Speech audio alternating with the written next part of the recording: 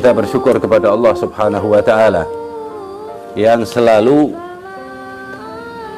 tanpa bosan-bosannya meletakkan kita, yang selalu setia kepada kita, setia menuntun kita di tempat yang diridhai oleh Allah Subhanahu wa Ta'ala, yaitu tempat untuk mengenal Allah Subhanahu wa Ta'ala.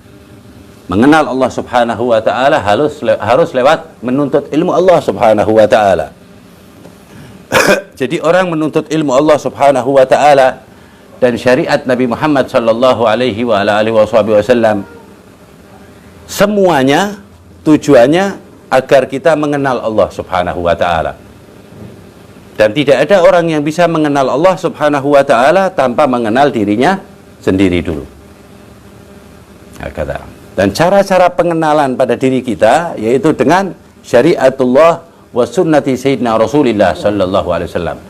Jadi semua amal soleh, semua amal-amal yang dianjurkan, yang disyariatkan, tujuannya adalah agar kita mengenal siapa Allah Subhanahu wa Ta'ala dan lewatnya mengenal diri kita sendiri.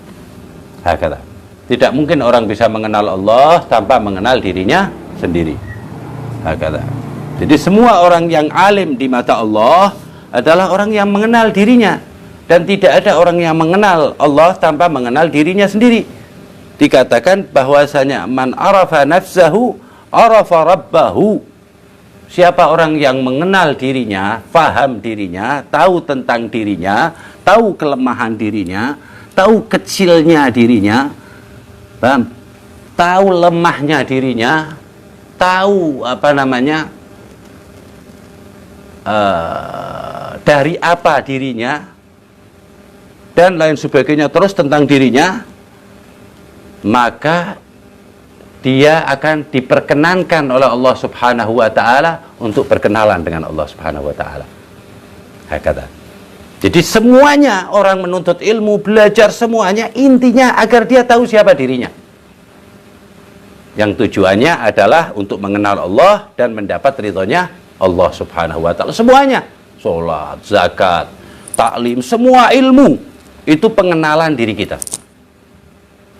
Jadi orang bodoh itu kayak orang yang tidak tahu, orang yang bodoh, orang yang nggak mau menuntut ilmu adalah orang yang nggak tahu diri. Allah yang nyuruh, dia nggak mau. Allah yang memberi rezeki, dia nggak mau. Allah yang menghidupkan, Allah semuanya. Kalau yang melanggar Allah, melanggar syariat Allah, melanggar perintah Rasul sallallahu alaihi wasallam atau sunnah Rasul sallallahu alaihi wasallam, maka orang itu termasuk orang-orang yang nggak tahu diri. Jadi kita disuruh oleh Allah Subhanahu wa Ta'ala beribadah agar kita itu tahu bahwa diri kita adalah manusia yang diadakan oleh Allah di dunia ini semata-mata untuk menyembah Allah Ta'ala. Udah, itu aslinya, manusia diadakan itu aslinya seperti itu. Udah, habis itu baik-baikan, fastabiqul khairat, yang ini baik terus. Kata Allah Ta'ala dalam Al-Quran, wa khalaqtul jinna wal insa illa liya'budun. Aku tidak ciptakan jin dan manusia kecuali untuk mengabdi kepada Allah Subhanahu wa Ta'ala. Orang nggak bisa ngabdi sama Allah Ta'ala kalau nggak tahu diri. Pembantu juga nggak bisa membantu kepada tuannya atau majikannya kalau dia nggak tahu. Kalau dia merasa dirinya majikan, kan nggak bisa membantu majikannya. Ya kan? Begitu pula manusia kalau nggak tahu siapa majikannya, siapa Tuhannya, siapa penciptanya, siapa pemberi segala-galanya, maka dia nggak bakalan bisa berbakti kepada Allah Subhanahu wa Ta'ala. Kalaupun berbakti, kosong, maknanya kosong.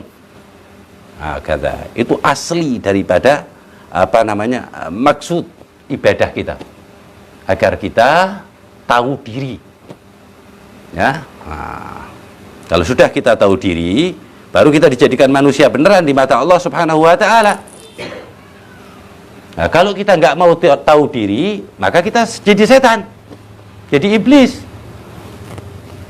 Ya, Allah kan sudah banyak itu ya memberitahu iblis dan manusia-manusia yang mengikuti jalannya iblis. Gara-gara nggak tahu diri, dia diusir sama Allah Subhanahu wa Ta'ala. beribadah sama Allah Subhanahu wa taala, beriman kepada Allah Subhanahu wa taala relatif lama, di riwayat 7.000 tahun. Karena dia nggak tahu diri. Dan dia beriman, mantap, percaya kalau Allah ada, tapi dia nggak tahu diri. Kan dia kan diciptakan, berarti dia makhluk. Dia disuruh oleh Allah Subhanahu wa taala, dia lupa diri, yang nyuruh ini penciptanya. Paham? Yang diingat sama dia, yang disuruh oleh Allah Subhanahu wa taala, bukan Allahnya. Nah, akhirnya timbullah perasaan tidak tahu diri. Makanya berani menjawab atau menantang Allah Subhanahu wa taala. Asal mulanya ini kan manusia seperti itu kan, sampai diturunkannya Nabi Adam dan lain sebagainya. Jadi awal kali maksiat itu di langit, yaitu iblis tidak mau hormat sujud kepada Nabi Adam alaihissalatu wassalam karena dia merasa lebih mulia. Berarti kan nggak tahu diri dia. Mau lebih mulia, nggak lebih mulia, yang maha mulia yang menyuruh ente. Seperti itu.